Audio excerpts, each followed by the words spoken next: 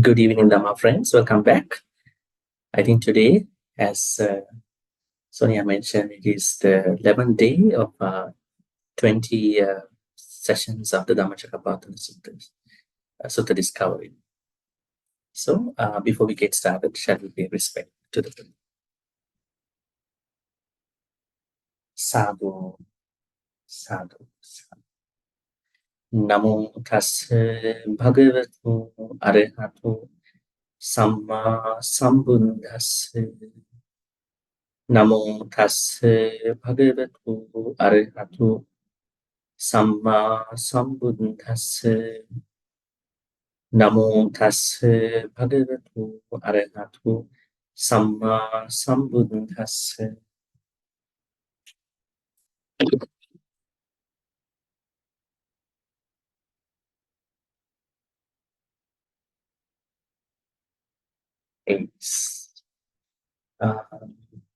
So, last Tuesday, we studied about Samma Vaya, right effort.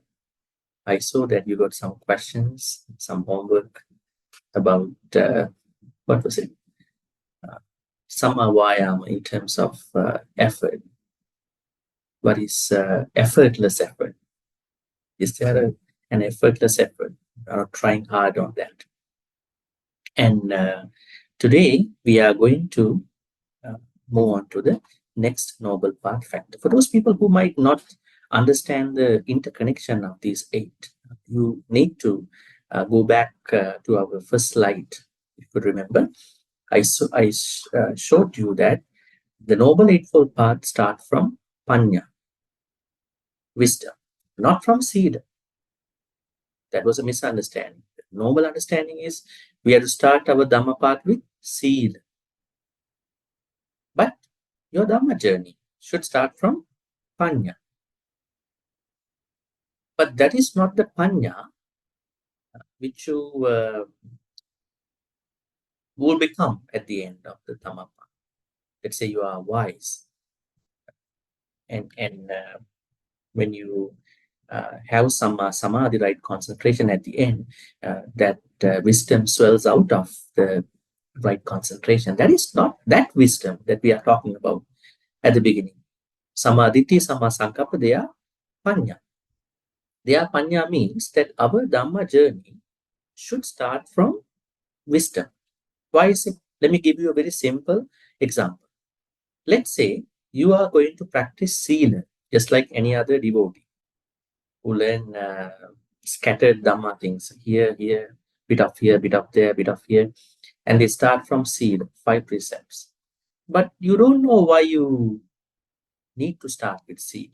Why do I start with Sila? So, a knowledge, maybe an understanding of your Sila comes from Panya. That means you have to first know, why do I practice Sila? Why do I practice Samadhi? Why should I go into Panya? This basic understanding comes from Sammaditthi and Sammasankappa. They are the minimal level of wisdom, not the lofty Panya, not that the greatest Panya, which will come at the end of Dhamma. That is why we all should have started our Dhamma journeys from Panya. If you haven't started from that place, then go back again to the first path factor and think about, why do I practice Sila? For what? Because I need to calm down myself in order to go to the Samadhi, right? So we started from Panya. So a better way to list out the path, what you call the Dhamma path stages could be Panya, Sila, Samadhi, Panya. Panya, Sila, Samadhi, Panya.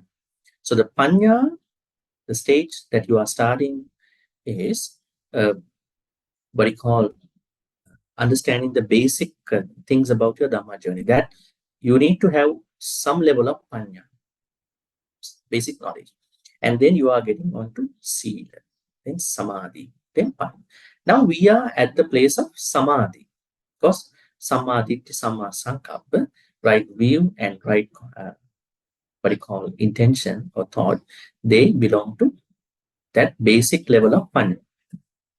After that, you are going on to sila, samma, what you call vacha, samma, kammanta, samma, aji, right speech, right action, and right living. They are belong to sila part. Now you might think about that you have sila.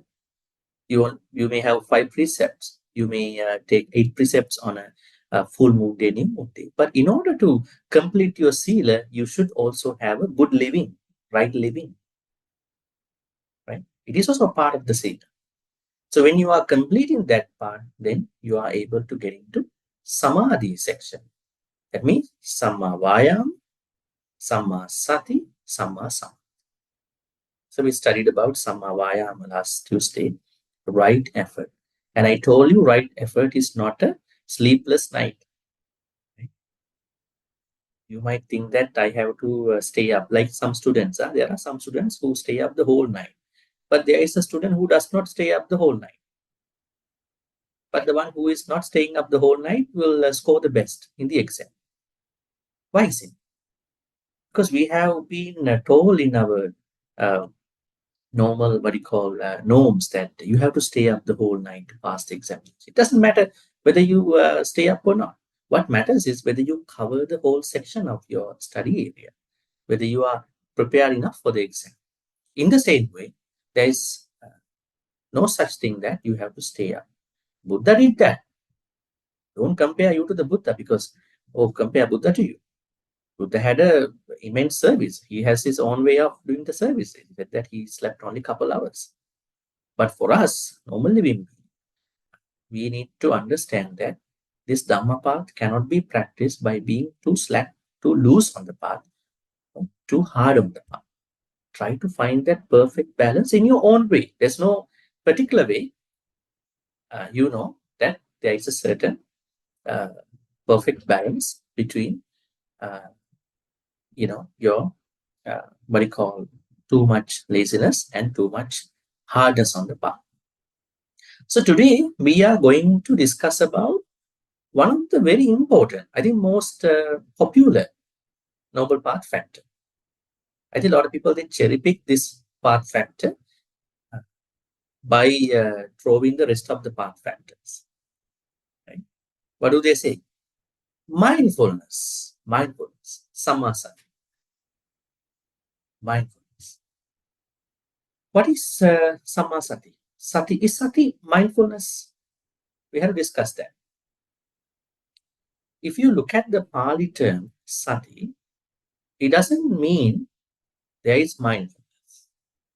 Don't be worried about this way of looking at it, because we have to look at the both Pali word and literal translation and the contextual translation. Now, what does sati mean?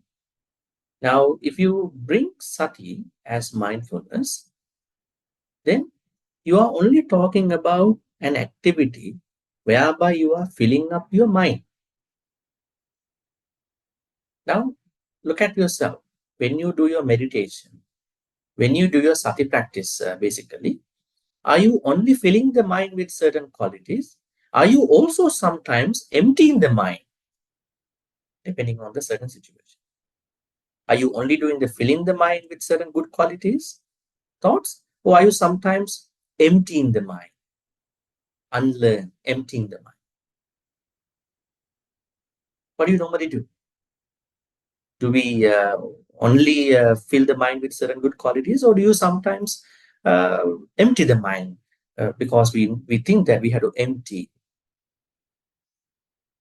We are doing the both. If we are doing the both, how come we are going to add filling the mind perspective only to this particular part? But the popular translation for this is mindfulness. Let's take that way. But we are going to understand this Pali word with its context in the suttas. So I would say mindfulness is everywhere. Right? This is what we can say. Mindfulness is everywhere. What is mindfulness? Being non-judgmental, fully aware about the present moment. And then you are going to stay that particular moment.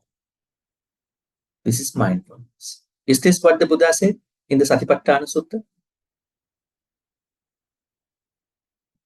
Is it just becoming a non-judgmental observer and fully present in the present moment? Or is it something more than that? It is more than. So I would say, in their own ways, mindfulness is everywhere, but right mindfulness is hardly anywhere. That's a good way to brand this Sammasati. Mindfulness is everywhere. Yes, there are courses, minimal free courses, and they're going to be very expensive courses, dollars, $1,000 kind of course everywhere in the world. It's a very buzzword since long time. And right mindfulness, I would say sati is everywhere, but samma sati is hardly anywhere. Now let's start our discussion from that point on. I have given that as a note. Because we have a 1 hour of discussion, I would like to brief. I'm not going to read all that in the notes. Notes are for you just to do your homework and then to read and to understand. Now, samma sati is on one hand, it is one of the noble path factors. On the other hand, it is one of the supportive path factors. Let's see whether we can see that in the notes.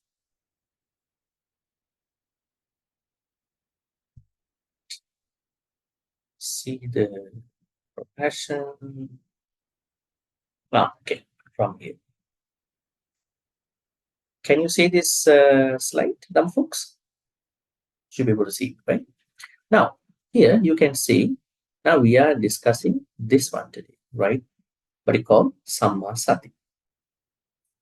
At the same time, you can see right mindfulness is also a supportive path factor. There are 3 supportive path factors.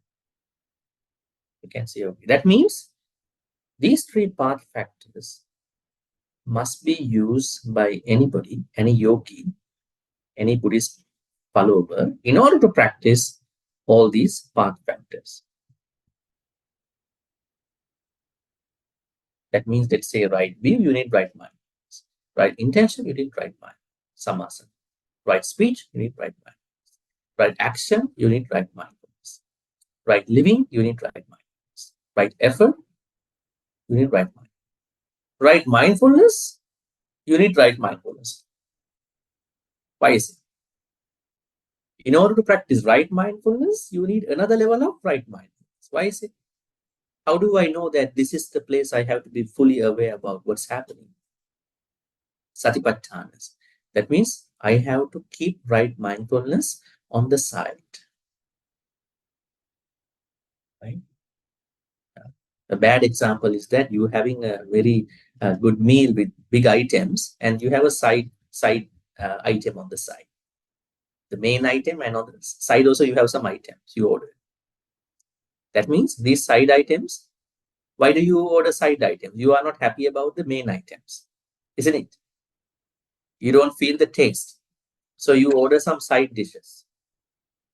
You have the main dish, but you think, I think that taste is not coming from this main item. So I want to order side item. In the same way, if the Noble Eightfold Path, I'm not using it to a plate of rice.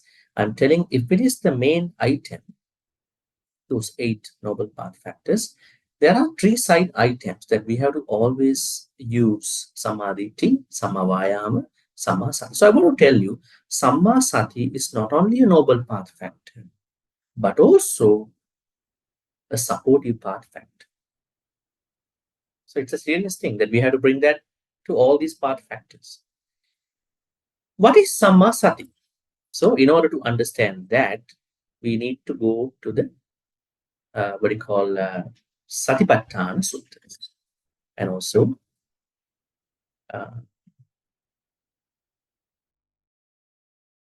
sorry about that. In order to understand What is Sammasati? Let's go and see. Actually, there are a couple suttas. Satya Vibhanga Sutta is the one which explains these noble path factors in some details. Sammasati, according to many suttas, is Chattaru Satipatthana, uh, four mindfulness exercises. Four, I would say, Satipatthanas. Now, when you talk about Satipatthanas, it's a very plague topic from the modern contemporary teachings of some scholars, some monks, some nuns, and some books, and in some Abhidhamma teachings, some Theravada teachings. We have to look at what is early Buddhist teaching about Satipatthana, not what other people talk about, not the commentators talk about, not the Theravada school talk about, not the Mahayana school talk about.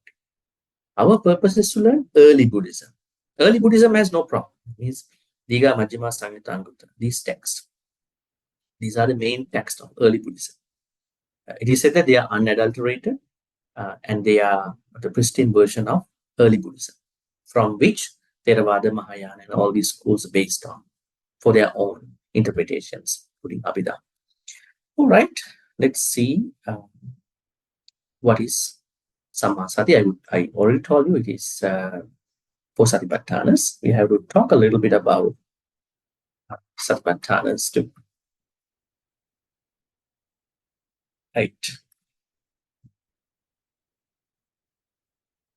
Okay.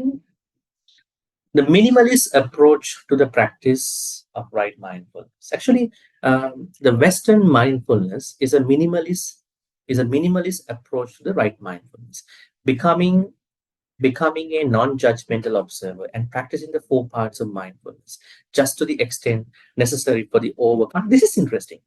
Why? Okay, I should ask you a question. Why do you practice meditation? What is the purpose of Sammasati? Why do we do it? Somebody might say, I would do it just to reduce my stress. They are basic purposes of the meditation sati. Of course, you need to keep your stress down. You need to work with it in your secular life. But what is the true purpose of satipatthanas? It is to overcome abhijja and domanas. What is the main purpose of practicing satipatthanas or sammasati? To overcome abhijja, covetousness, and then domanassa means grief, abhijja and domanassa. These words seem to be very new to some of you probably. Maybe you may have known these words, but the words themselves may be a little strange to you. Don't worry. Abhijja is a higher version of lobha. And domanassa is a higher version of dosa. This means you are practicing satipatthanas to overcome a higher version of lobha and dosa. That means after your meditation, if your lobha and dosa have not been under your, under you, and lobha, dosa, moha are trying to take you over, that means your purpose has not been fulfilled. For those people who are always thinking that I want to practice sammasati, your purpose must be to overcome abhijja and domanas. How was it said in the Satipatthana Sutta? Kaye kaya anupassye viharati atapi sampajana satima vinaya loke abhijja domanas. Vedana anupassye viharati atapi sampajana satima vinaya loke abhijja domanas. Abhijja domanassa. Vinaya loke abhijja domanassa. So you are practicing maybe kaya anupassana, maybe vedana anupassana, maybe citta anupassana, maybe dhamma anupassana. But your purpose of practicing any satipatthana is to overcome abhijja and domanassa in regard to the world. What is this world? Are these the continents? Let's discuss about it. Maybe I would show you from a text over here. You might understand this in a better way, probably.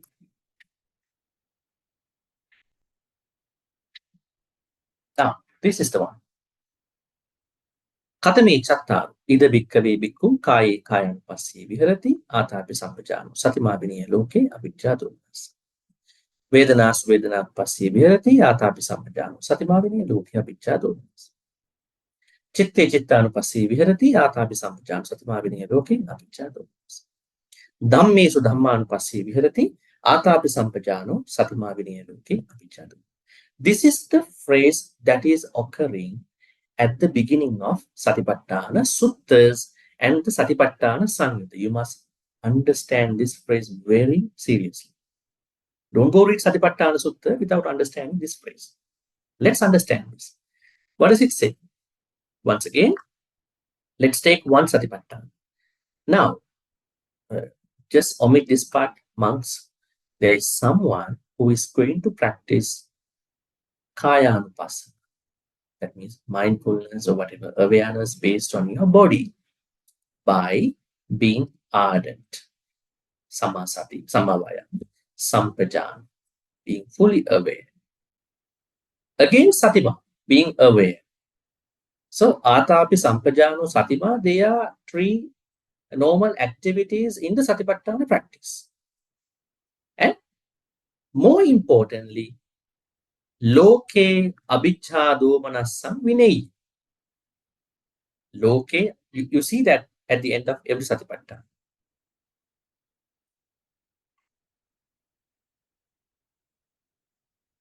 Loke abhijja domanassa. Your purpose of practicing any Satipatthana, being ardent, fully aware, and then mindful, you can say being aware, is to overcome greed. I would say covetousness, abhijja, and domanassa, grief in regard to the world, loke. What does this world mean, Dhammam folks?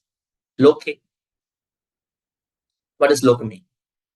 Is it this whole world, the universe? Maybe Buddha talks about 10,000 worlds. Huh?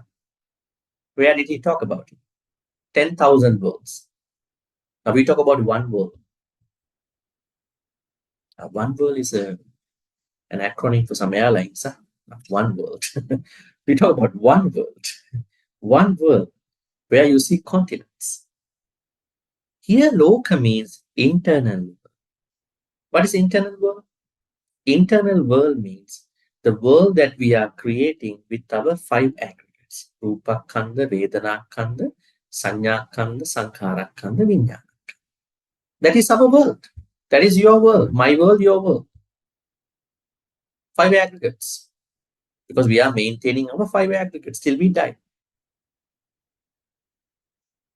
Now, when someone you like very much, family friend, somebody suddenly going to die. Now, what is going to happen to that internal world of five aggregates? With the Sanya, Sankhara, Vijnana, Vedana, what would happen to you, that world?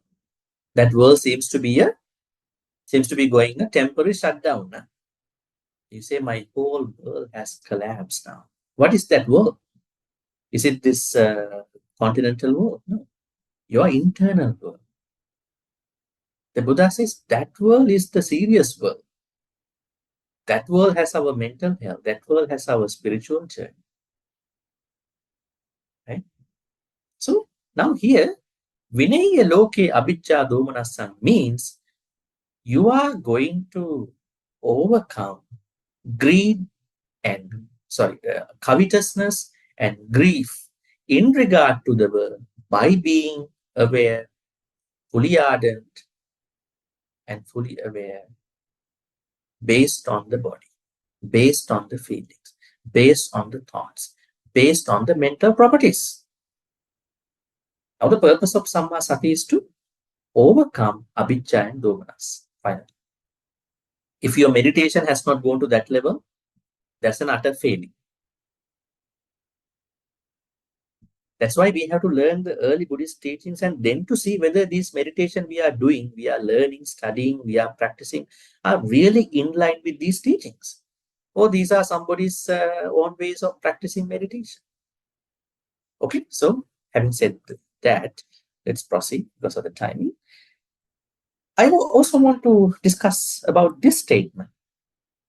This is the abstract of the Satipatthana Sutta. Before we go to this one, actually, the one that we just talk about purpose. This is the purpose of Satipatthana, but this is what we see at the beginning of Satipatthana Suttas.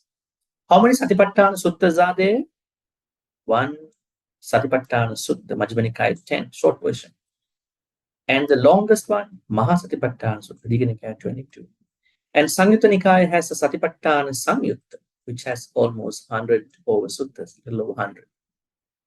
All these suttas talk about this particular phrase too at the beginning.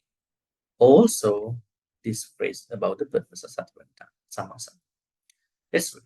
Ekayano ayang bhikkhave makku sattanang visutthiya soka paridevanang samatikkamaya dukkha domanassanang attangamaya nyayasa adigamaya nibbanasa satchikiriyaya yadidang chattaru satipatthana. Now you understand, this is the direct path for the purification of beings, for the surmounting of sorrow and lamentation. Soka parideva. Dukkha domanassanang attangamaya, the disappearance of dukkha and discontent. This is called physical suffering and this is called mental suffering. Dukkha domanassa, two things. Nyayasa adigamaya, for acquiring the true method. We have many methods in the world for spirituality, but this is the true method. Nibbanasa satchikiriya, for the realization of Nibbana, that is understanding for Satipatthanas. All right, now my question before we jump on to the rest is, as you understand, there are 4 Satipatthanas, isn't it? 4 Satipatthanas. In order for you to attain Arahanthood, in order for you to become an enlightened person one day, there are certain stages if you might consider. Maybe you are such a very blessed person. Maybe you might not need to go through one by one. Maybe you are going to jump on to becoming an Arahant. You might not become a Sotapanna, Sakadagami, Anagami. Maybe you're going to become an Arahant in the first place. Regardless of any of these, if somebody is to practice Satipatthanas, how many Satipatthanas do we have to practice? Can you attain Nibbana in one Satipatthana? Or are we supposed to practice all the Satipatthanas? Kayanupassana first, Vedananupassana second, Chittanupassana third, Dhammanupassana fourth. What would you think?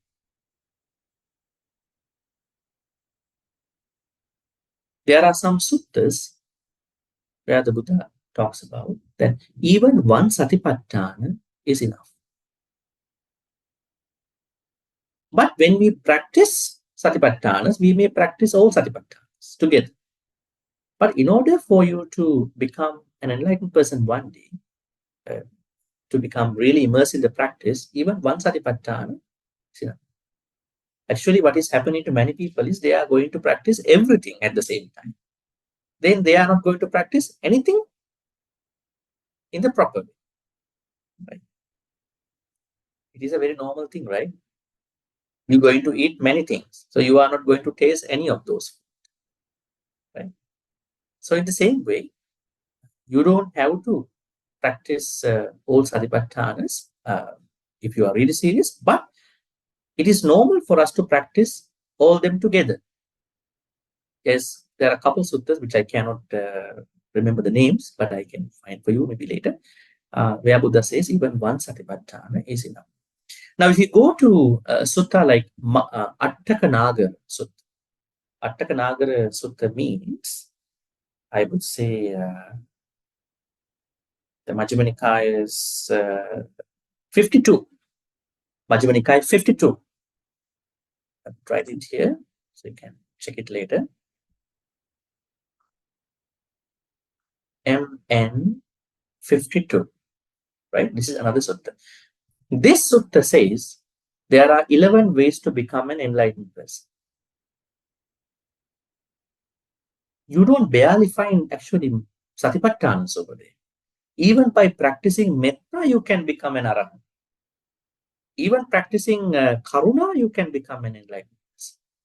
Even practicing mudita, you can become an Arahant. Even practicing upekha, you will become an Arahant. But there is a way to do it.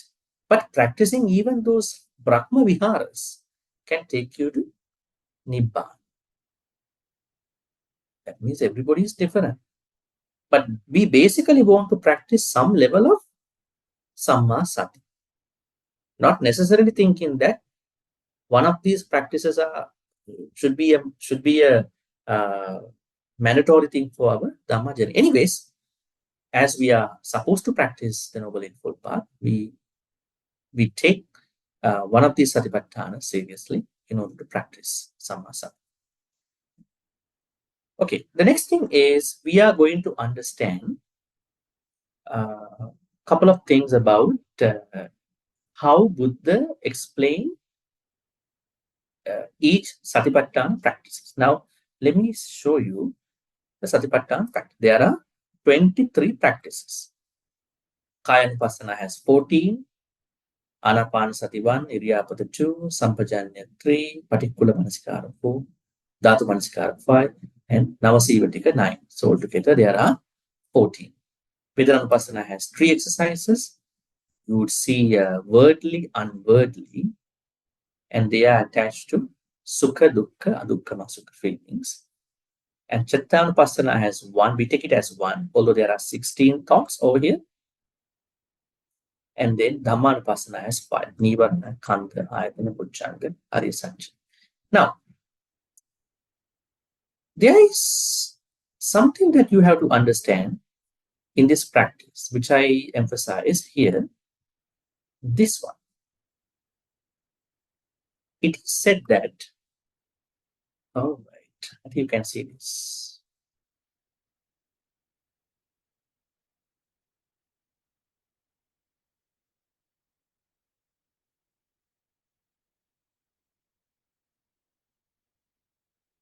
Okay. Now, when you look at these Satipatthanas, you sometimes might come to a certain understanding that is there a particular Satipatthana that I have to start with?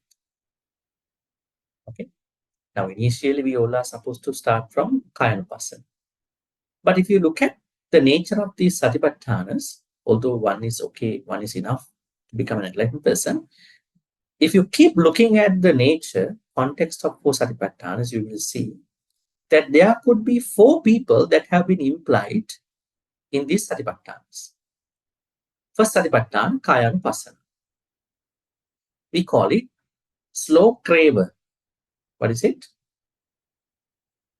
Maybe I can write down here. First Satipatthana.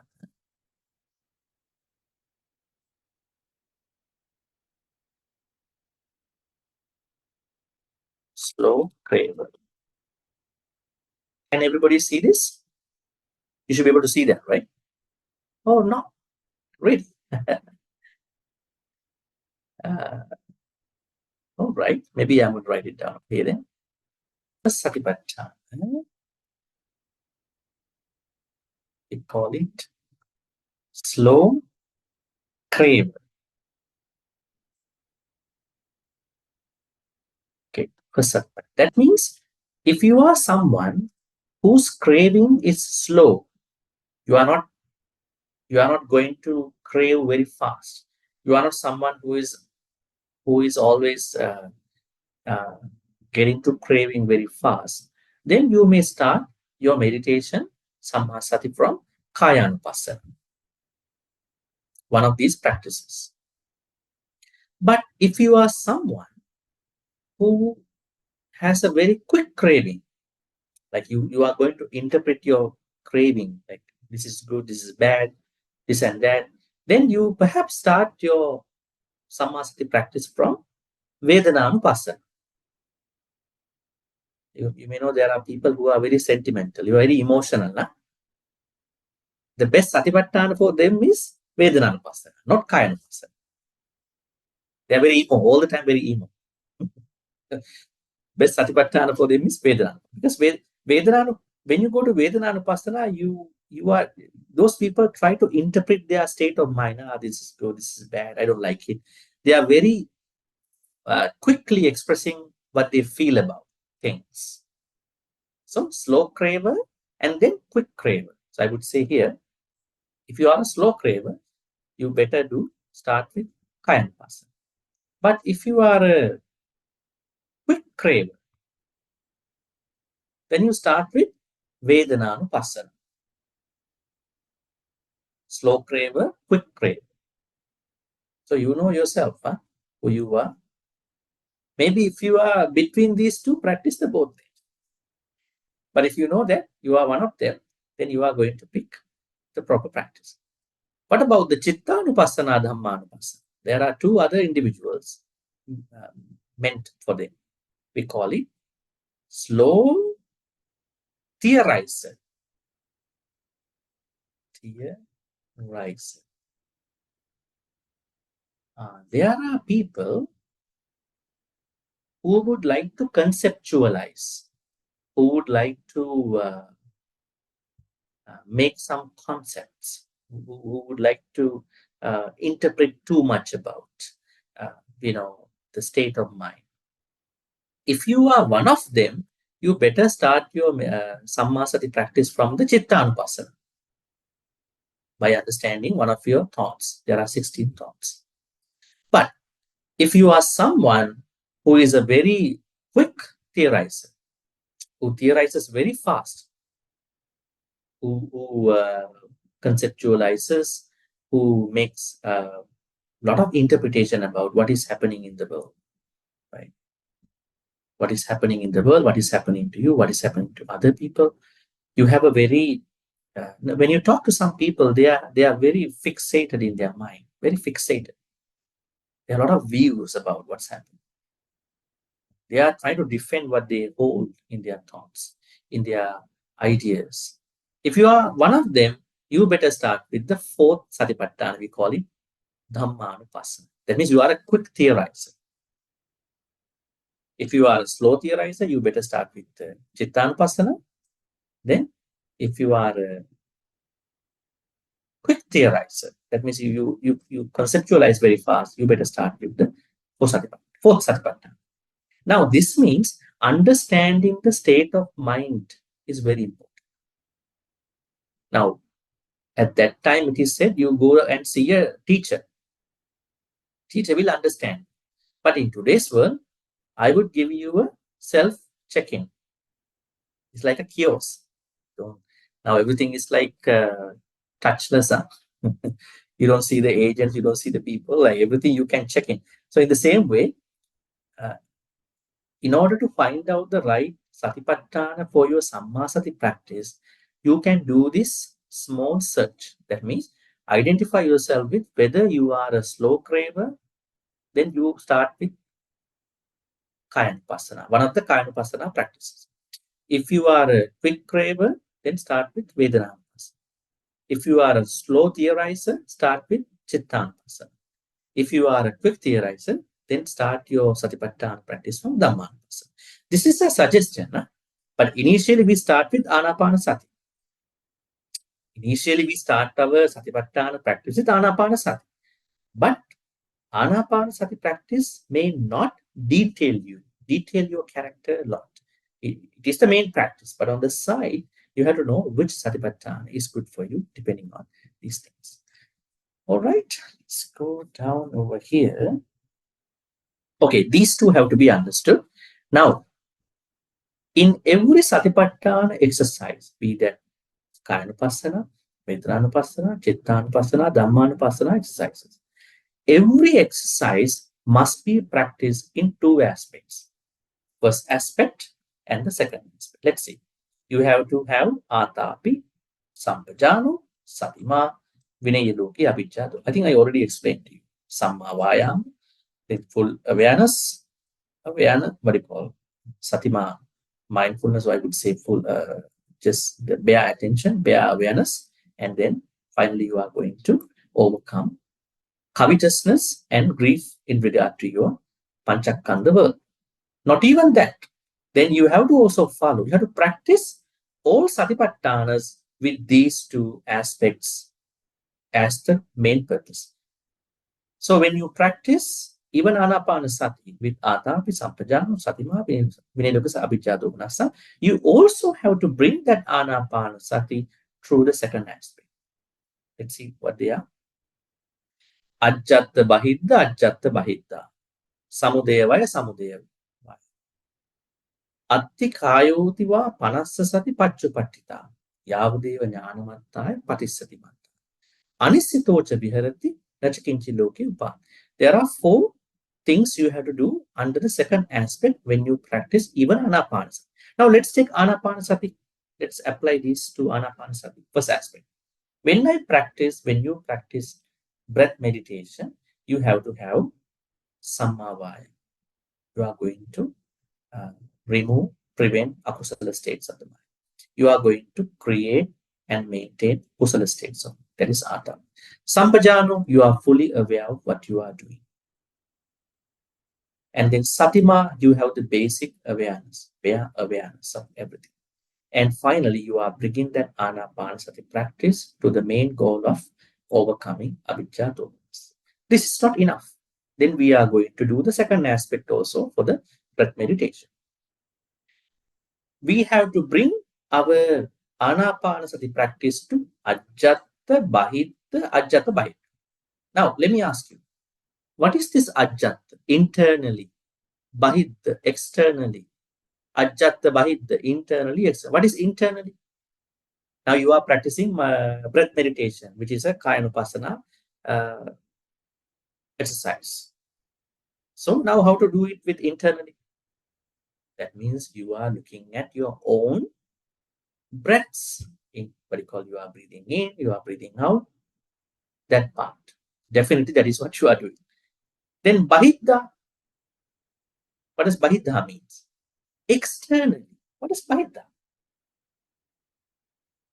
Bahiddha means while I'm looking at my in-breaths, out-breaths, like you are looking at your own, how your in-breaths are arising, staying, going away, how your out-breaths are happening, staying and going away.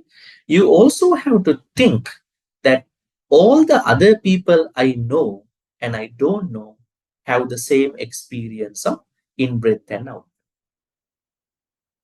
Does it mean that you stop watching your breathing in, breathing out and watching how other people breathe in, breathe out?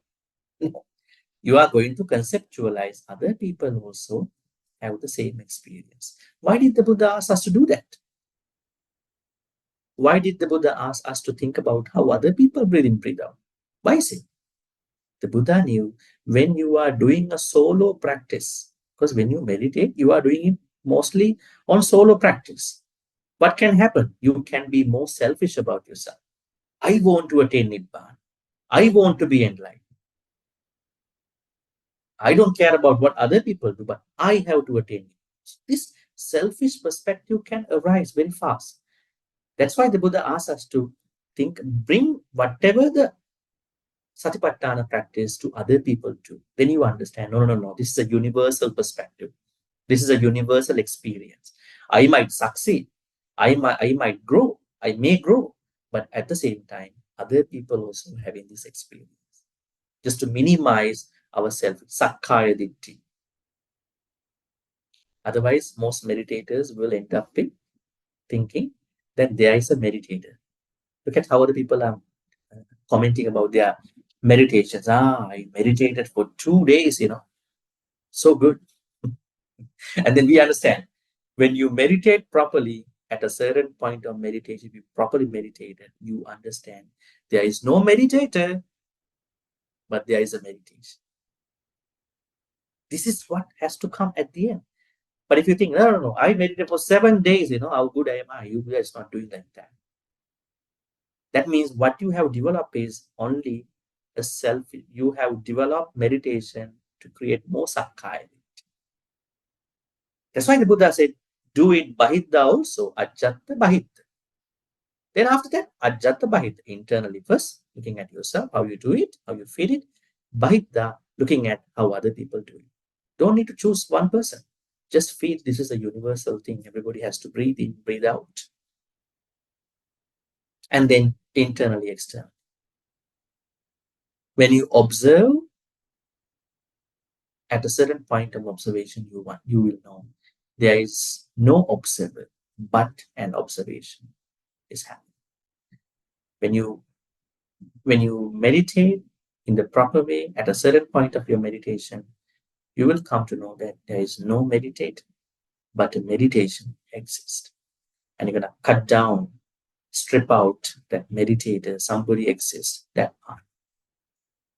All right, this is the first one of the first things about the second aspect. Second, samudaya vayana.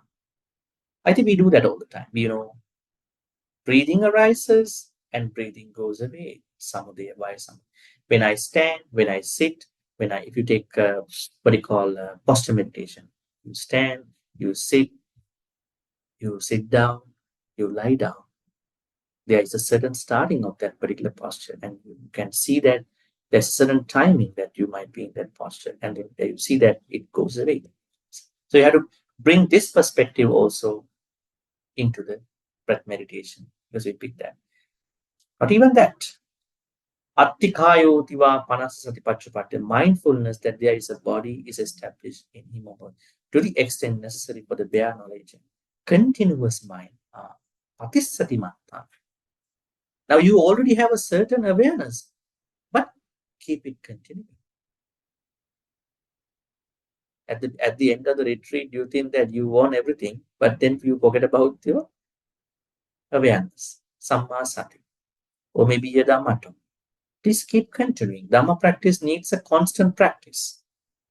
Constant practice. Constant practice means not stopping your daily chores. When some people practice meditation, they come home and they stop their daily chores. They say, I want to meditate, you guys do everything in the house. That is not samma sati. Samma sati means you go back to your daily chores, you keep doing them, but you are bringing that same awareness back to those tiny little activities. So you have to keep it going, Don't stop it at the end of a particular event.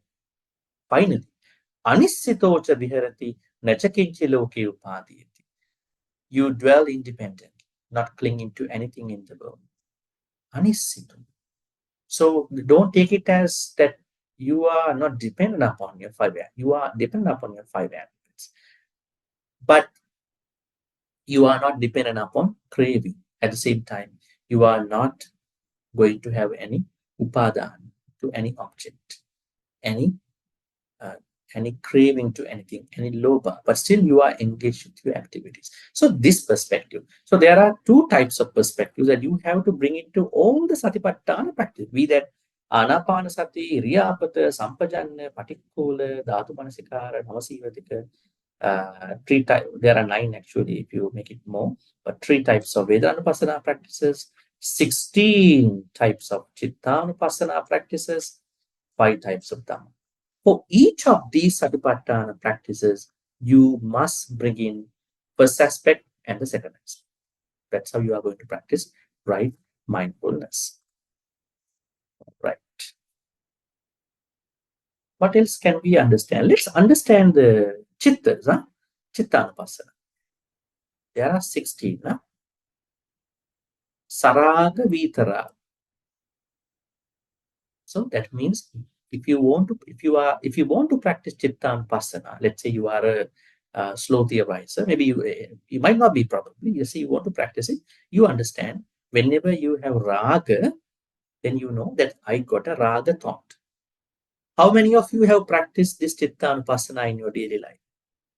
Have you ever thought when you have raga, lust, have you ever thought that now I have raga, or you were driven by the raga to something else? We are mostly driven by raga to something else. So the Buddha says, if you want to practice Dhammapassana, whenever you are infested with raga, you can sometimes think about, okay, I have got a raga thought.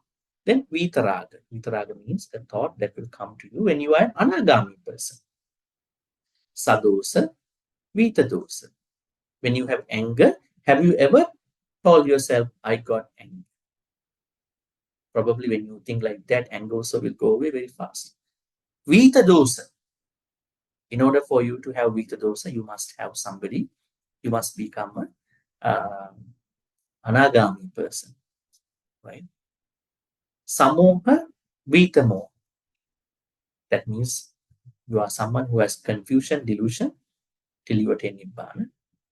then you're going to be somebody who has no moha at all. Sankitta vikitta. Sankitta vikitta. That means you have a thought that you are concentrated or you are not concentrated. Vikitta, scattered mind and non-scattered mind. Mahaggata, amahaggata. These are thoughts that come to certain individuals. We call it rupavachara thoughts or arupavachara thoughts, called mahaggata. Amahaggata means kamavachara thoughts. That means we unenlightened people are going through. Then Sauttara, Anuttara. Sauttara means again kamavachara thoughts. Anuttara means rupavachara, arupavachara thoughts. Samahita, asamahita. Samahita means samadhi thought. Now, you know, in Abhidhamma and Pali commentary, they talk about 3 types of samadhi. Parikammana samadhi, upachara, appana. What are they? Did the Buddha talk about these type of samadhi? Parikamma, upachara, appana. These are Theravada school additions. They are not given by the Buddha. They divided samadhi into 3. Parikamma means preliminary activities of the samadhi. Upachara means you are almost going to have some certain level of samadhi. Appana means you already have the jhana thoughts.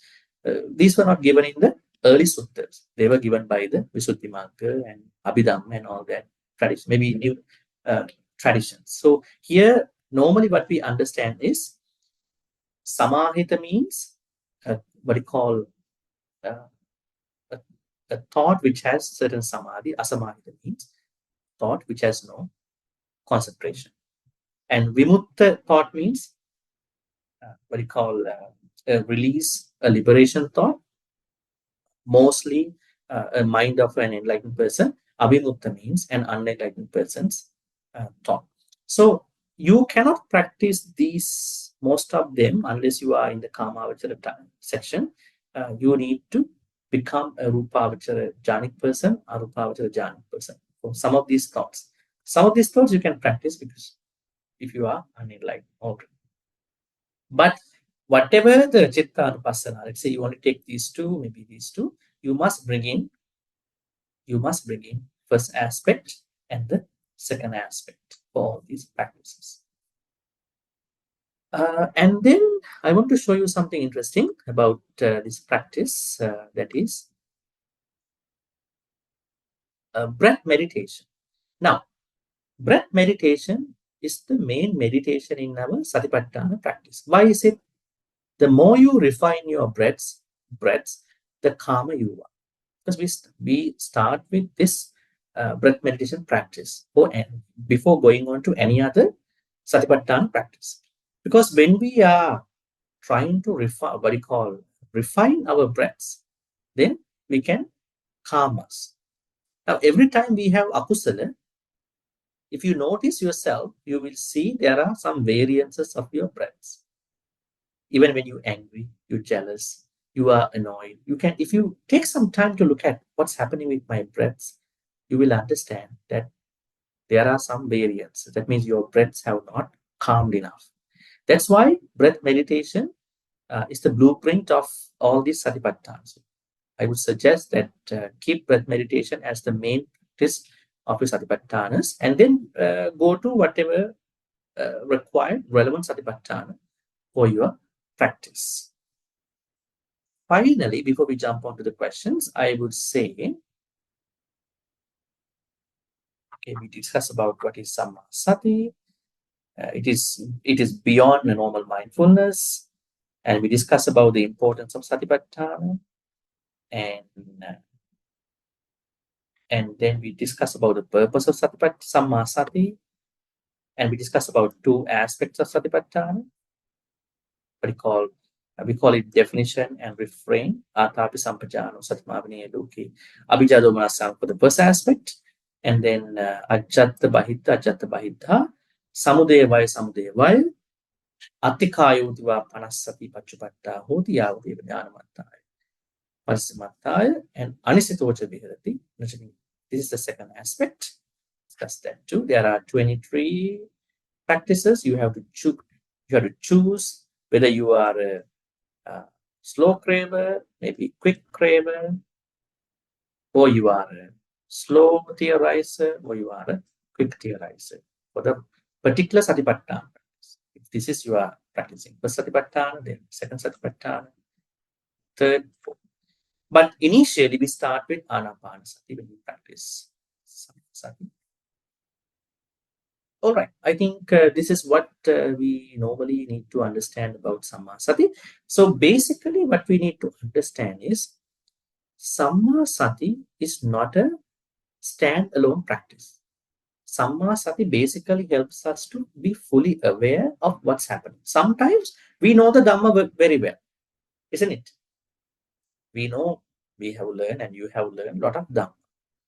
And you also have some energy for practicing Dhamma. But you may be not having Sammasati. Then what will happen to you? When the akusalas are coming on to you, you might not understand that they are akusalas properly. Because you are not having proper awareness about what's happening. That means we need some level of awareness. It can be increased when we know. We need a certain level of awareness to practice any noble path factor, even the Sammasati noble path factor alone. That is why Sammasati is very important. Normally we call it as a negotiator in a hostage situation. Let's say you are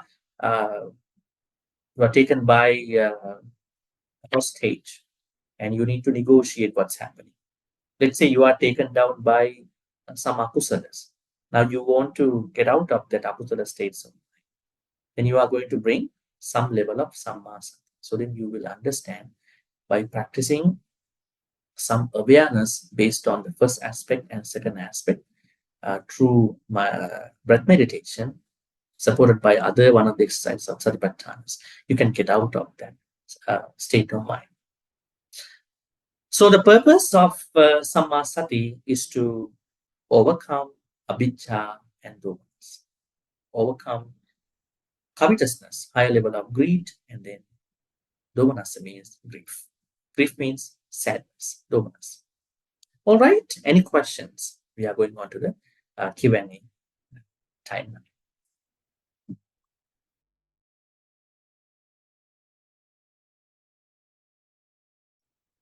How do we determine if we are a slow or quick craver, slow or quick theorizer? By understanding what does it mean by craver, slow or quick, theorizer, slow or quick. Now, craver means we all have craving differently. But if you are too much onto the craving, that means you are somebody who has a quick craving. You are going on to certain things and liking them a lot all the time. Your craving is not under your control. That means you are a quick craver. But if your craving is under your control, sometimes you may be a slow craver. Theorize a part. Let's say you are someone who theorizes. Maybe you are trying to conceptualize a lot. Maybe you are trying to give a lot of meanings to what's happening in the world, what's happening in your life. And depending on how you do that, maybe you are doing it taking some time, or maybe you are doing very fast, then you can be a theorizer. So then you do a self-checking with yourself, whether you can be more onto a slow craver or a quick craver, slow, quick theorizers, and you understand by yourself. So another thing is that if you are not very much sure about your state of mind, better you consult a teacher for this. That is another option. But this is how they're also going to give you a certain meditation. Please give examples of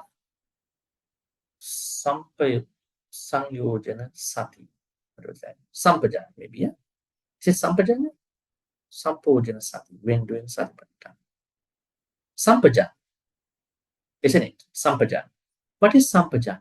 Now, there is a certain exercise which goes under the Kayanupassana. We call it Sampajana. But this Sampajano, Atapi Sampajano. Sampajano means, what is Sampajano? Sampajano means that you are bringing a certain understanding of that particular awareness. That means most translations go by clear knowing. Clear knowing. Now, for example, now I'm sitting down on a chair like you. I know I'm sitting on a chair. But do I think that my chair is made up of 4 elements? Do I think so? This chair is made up from Patavi, Apo, Tejo, Vaya. Do I think that my chair is on the floor? This concrete floor, or maybe the whatever the floor is made up of 4 elements? Do I think so? And this house is made on the earth. Do I think that earth is made on 4 elements? So that means we are not clearly knowing what's happening. We don't do that. But when you practice whatever Kayanupassana, Vedananupassana, Chittanupassana, Dhammanupassana practices, you may go to a certain clear knowing. Not too much. Huh? If you are going to think about Sampajana too much, you will become a mentally sick person. You are looking at everything outside. This tree is made of 4 elements. Like you are a Panchakkanda. You are not Peter. You are Panchakkanda. I don't call you Peter. You are Panchakkanda. I mean, you might create certain bad situations with them. I'm Peter. I'm not Panchakkanda. I say to you. That means when you understand things within your mindset, you might create a certain layer to clear know what's happening. But don't go too much on that. That is called sampajana. Actually, that kind of clear knowing will help us to reduce some akusalas. Because normally when you say, this is a very handsome person, pretty person. Why is it? Because we are not bringing that clear knowing perspective. We immediately conceptualize. This is a good car, tasty food, nice furniture, beautiful day. But within those things, we should have practiced a certain level of clear knowing. While enjoying everything, clear knowing is what we understand by sampajana. So that's atapi is also necessary, right effort. Sampajana, clear knowing is necessary. And then sati, bare awareness. All these are equally important to practice whatever saripatthana. If there is anger at the moment, how do I apply second aspect explained by Bhante? If there is anger, well, anger is a dukkha feeling, isn't it? Has anybody here experienced anger as a sukha feeling, happy feeling? When you have anger, do you feel you are happy? Let's say you are arguing with your family people, your spouse, maybe your partner. Once you argued and maybe you don't talk to them for a couple seconds, couple minutes, you feel happy? No, you want to solve it. You want to do something for this. I think when you are angry, you have a dukkha feeling. Now the thing is how to bring the second aspect. What is second aspect? Let's go back. Second aspect is this one. Let's take this one. You were angry. You also need to think that other people also can be angry, isn't it? And anger arose. Also, anger can go away. Is there anybody who is angry the whole day? Maybe a person who has no trained thoughts, but anger will go away. And then not having anger or trying to reduce anger as a satipatthana practice, as a mindfulness practice, has to be continued throughout the day. By doing that, you are not clinging to anything with regard to the anger. So then you can practice even Vedananupassana or Chittanupassana with second aspect. So first aspect. What about physical pain? Can Samma Sati, how it can help? Physical pain. Now, physical pain is what we understand by Dukkha Vedana under Vedananupassana. So whenever you have the Dukkha Vedana, you are trying to see that Dukkha Vedana with the first aspect and the second aspect. Means you are trying to see it with what we call Atapi Sampajano Satima Viniyadoki. Because whenever we have a physical pain, we are going to, what do you do immediately? You are going to interpret this physical pain. Why did I get this physical pain? Why not my other people? Why me? Why not other people? You are immediately going to conceptualize. When you have a cancer, why I got this? Why my other people? You are going to conceptualize. You don't accept the pain. So you are going to accept the pain and not trying to create any dosa towards that thing, understanding. Because there are many people who got cancer because they've been angry for long term in their life. Anger, maybe some dosa thoughts have been going on in their life and they came up with different issues, chronic problems. That means at least you can minimize your pain by practicing Vedananupassana in terms of physical pain. And then, so practice Vedananupassana. It can help because you accept the pain. Why we have why we have more pain about the pain? Because we have a physical pain. Then we are bringing another mental pain to that because we are not accepting the pain. Maybe say internally and externally as subjectively and objectively. Now, subjectively means your own experiences. Objectively could be rather what you call a perspective where you don't bring different people's perspectives. You are looking at it from a very vipassana kind of perspective. Actually, externally does not mean objective. Externally means that you are going to understand the similar experience as a universal experience. Now, when you think that it is an objective kind of perspective, that doesn't include other people a lot. It might be a part of your self-experience. Right? It might be you might end up with your self-understanding about that particular practice. So we have to make it universal. That means everybody can go through this practice. Maybe the progress of my meditation, maybe the what you call the opposite of the progress of this meditation. Thereby, you are trying to connect to this experience by not creating sakkaya-ditthi. The purpose of giving this external perspective is to stop creating any sakkaya-ditthi, personality identity in terms of meditation. Sati and Samma Sati are such important topics. Is it possible, Bhante, Dr. Chandima, go slower or alternatively extend another session on the topics?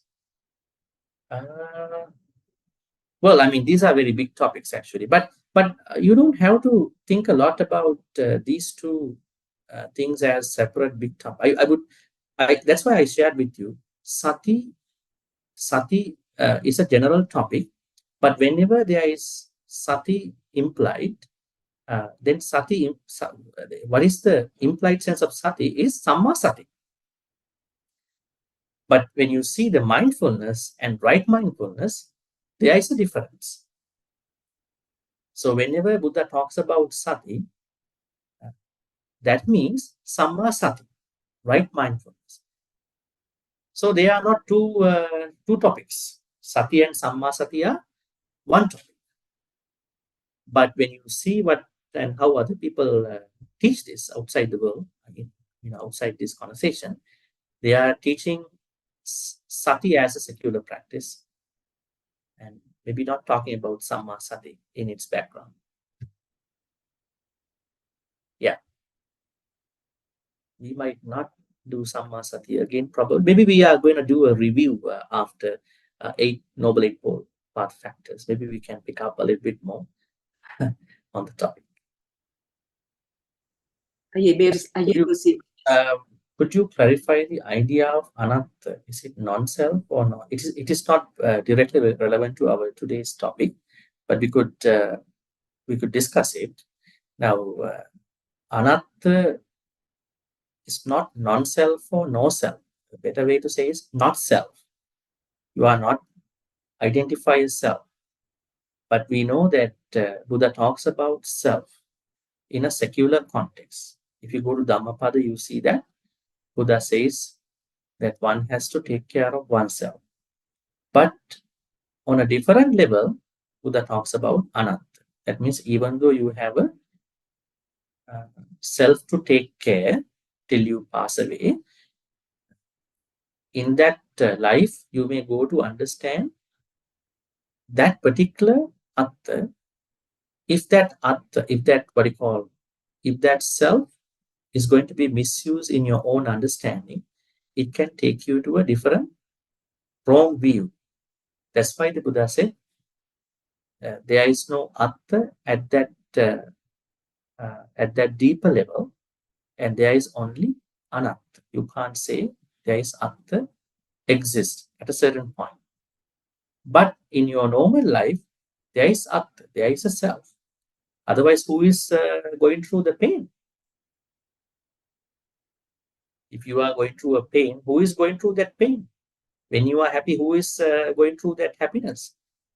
There is atta at a secular, at a secular level till you die. But there may be somebody who might be misunderstanding this atta, thinking that this atta exists permanently. This atta, this self, traverses to another life. Then Buddha says, no, this self will end when you die. But while you are taking care of that self in order to practice Dhamma, you need to understand there is no self that is going to the next life. And then there is not self. You can't take it as a self at that point. It was just a one life thing. Anatta. Yes, atta and anatta.